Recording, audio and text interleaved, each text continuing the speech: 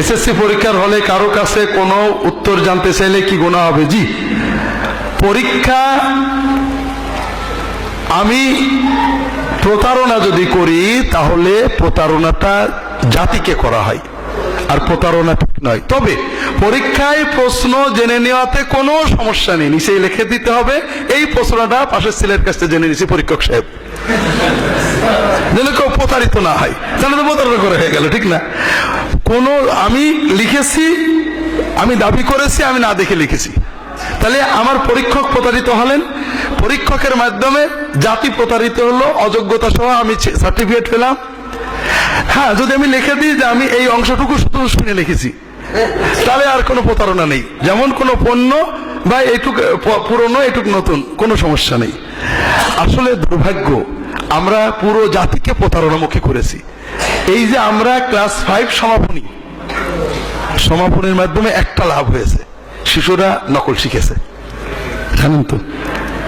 দুর্ভাগ্য, শিশু মনে নকল ঢোকার পরে ও আজীবনই নকল করবে, ও চাকরি পাওয়ার পরও নকল করবে। এই যে আমরা পুলিশদের নিয়ে খেপছি, পুলিশরা খুব অন্যায় করে। আরে পুলিশরা আমাদের জাতির মানুষ না, ওরা আমাদের তোমার মানুষ। আমরা তাদের জন্য দুর্নীতি করার পরিবেশ করে ফেলেছি, তাদের চাকরি নিছি টাকা নিয়ে, ওরা জানে আমার টাকা, তাদের মাধ্যমে আমরা দুর্নীতি করছি।